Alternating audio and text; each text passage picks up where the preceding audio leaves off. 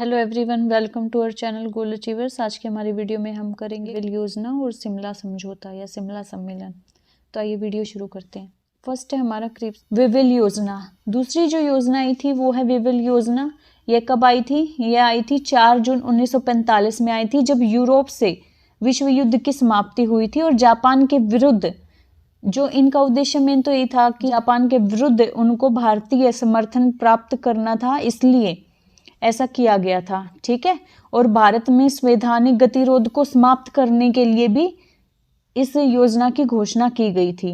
और जब भारत के तत्कालिक वायसराय कौन थे? लॉर्ड विविल थे। उन्होंने ही इस योजना की घोषणा की थी और उन्हीं के नाम पर इसका नाम रखा गया है विविल योजना।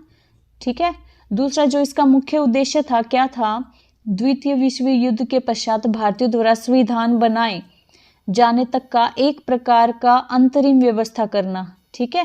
यानी कि जो वायसराय है उसकी कार्यकारिणी परिषद का पुनर्गठन किया जाएगा, जिसमें वायसराय और सैन्य प्रमुख को छोड़ के सभी के सभी सदस्य कौन होंगे? भारतीय होंगे। यानी कि जो आपका अपर लेवल है, जो जहाँ पे सारी पावर है, कार्यकारिणी परिषद में जो वायसराय रहेगा और सैन्य प्रमुख रहेगा, वो तो क्या रहेगा?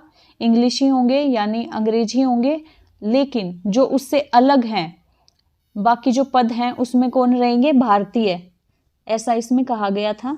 और स्वर्ण हिंदू और मुस्लिम जो थे, मुस्लिम लीग था और हिंदू थे, उनको भी कहा गया था कि समान प्रतिनिधित्व मिलेगा। ठीक है। और वायसराय और सैन्य प्रमुख को छोड़कर बाकी सदस्य क्या रहेंगे? भारतीय रहेंगे, ऐसा इसमें कहा गया था। और दूसरा जो कार्यकारिणी परिषद थी उसमें राष्ट्रीय सरकार के ही समान थी वो एक तरह से। और गवर्नर जनरल को वीटो का प्रयोग, इसमें जो वीटो था उसका प्रयोग अकारण नहीं करेगा, इसमें ऐसा कहा गया था। वीटो का प्रयोग बिना कारण के नहीं किया जाएगा। ठीक है, नहीं किया जा सकता। तो इसको भी अस्वीकार करने के क्या कारण थे? कांग्रेस अपनी मांग पर अड़ी हुई थी, क्या? कि उनको अखंड भारत चाहिए। और पाकिस्तान भी अपनी मांग पर अड़ा रहा कि उनको अलग से पाकिस्तान चाहिए। और इसलिए विविल योजना भी क्या हो गई? विफल हो गई। ठीक है। आगे आपके शिमला समझौता। शिमला समझौता या सम्मेलन। शिमला सम्मेलन कब हुआ था? 25 जून 1945 में हुआ था। शिमला में होने वाला एक सर्वदलीय सम्मेलन था। ये सर्वदलीय था और इसमें कुल कितने? 22 प्रतिनिधियों ने हिस्सा लिया था। ठीक है। यहाँ से क्वेश्चन बनता है, डेट आपको ध्यान रखनी है, एग्जैक्ट डेट आती है। दूसरा, कितने प्रतिनिधि थे? 22 थे। और जो प्रतिनिधि मंडल था उसका नेतृत्व किसने किया था? ये बहुत इंपॉर्टेंट है, मोस्ट इंपॉर्टेंट क्वेश्चन है ये। कौन थे? अबुल कलाम आजाद ने किया था। ठीक है।